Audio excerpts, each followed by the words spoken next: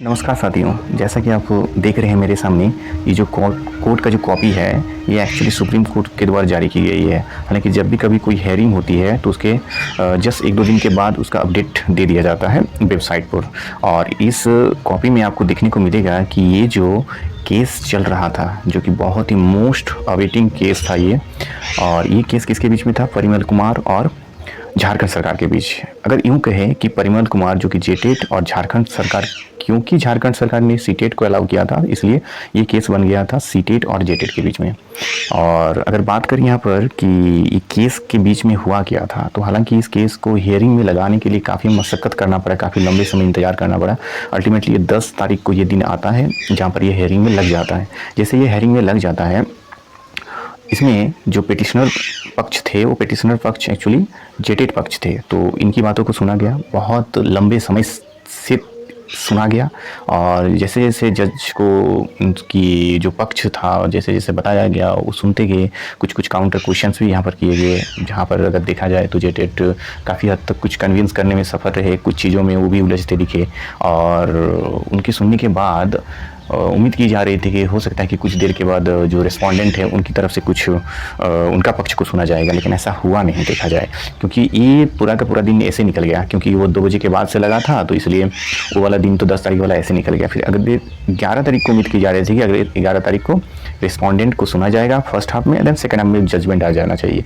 तो 11 तारीख आया। 11 तारीख को यहाँ पर फर्स्ट हाफ अगर देखा जाए तो फर्स्ट हाफ भी उन्हीं पिटिशनर को ही सुना गया था। और देन उनके बाद सेकंड हाफ की तरफ अगर चलेंगे तो वहाँ पर रिस्पोंडेंट जो थे, हाँ, हालांकि रिस्पोंडेंट की तरफ से झारखंड सरकार को यहाँ पर रिस्पोंडेंट बनाया गया था तो उनको पहले सुना गया।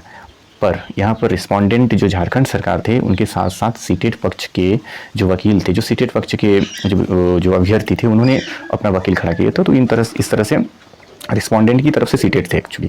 तो फिर सीटेट के पक्ष को सुनने का वैसे 11 तारीख को भी मौका नहीं मिला, क्योंकि उस दिन राज्य सरकार की तरफ से ही सुना गया जो भी सुना गया।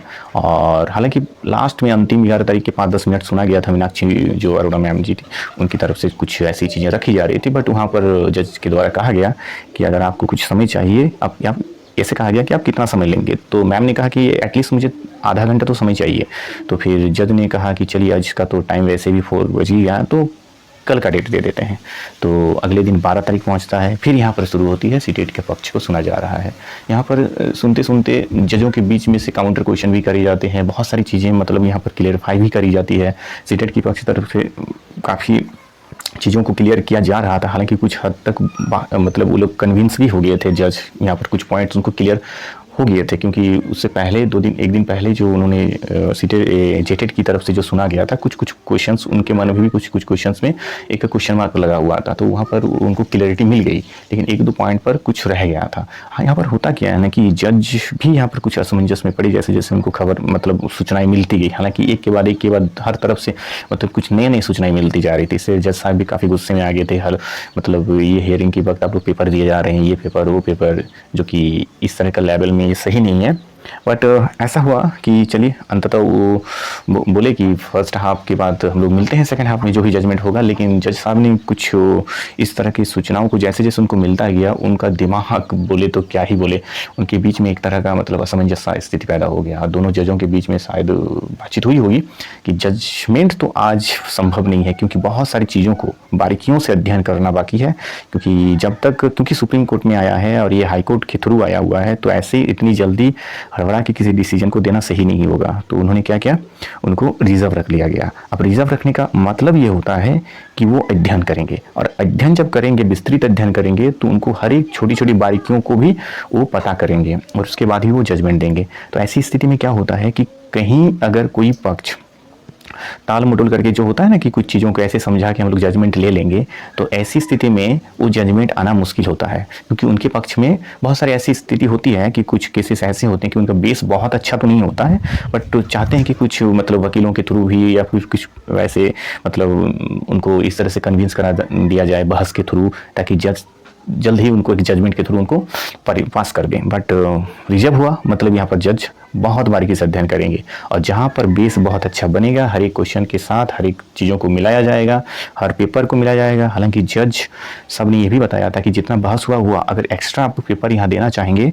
तब जरूर दे सकते हैं। और इस तरह से दोनों पक्षों की तरफ से और कुछ पेपर्स वहाँ पर सबमिट किया गया, रिटन पेपर। तो आप देख सकते हैं कि यहाँ पर जो नीचे लिखा गया होगा कि जो ऑर्डर है, कैसा ऑर्डर था कि यहाँ पर कि here learned counsel appearing for the parties at length, यहाँ पर लंबे समय तक सुना गया एंड आर्गुमेंट कंक्लूडेड हुआ, बहुत सारे आर्गुमेंट्स को एंड जजमेंट को रिजर्व कर लिया गया। और यहाँ पर साथ में ये भी कहा गया कि रिटेन सबमिशन आपको देना है if any be file during the course of the day.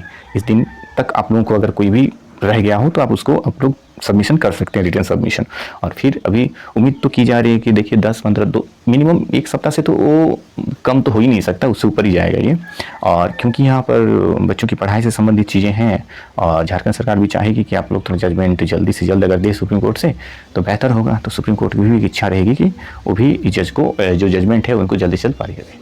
अब कहा नहीं जा सकता कि किसकी तरफ आएगा, लेकिन जब जजमेंट अगर रिजर्व होता है तो जज यहाँ पर करते क्या है कि वो एक रास्ता निकालते हैं। एक पक्ष की तरफ शायद ही सुनवाई हो बट वो रास्ता तो जरूर निकालेंगे अगर दोनों तरफ से अगर देखा जाएगी। इसकी विस्तृत विश्लेषण हम अगले वीडियो में करेंगे, जो टू द फैक्ट हम लोग बात करेंगे कि क्या क्या चीज़ें हुई हैं। तब तक के लिए धन्यवाद।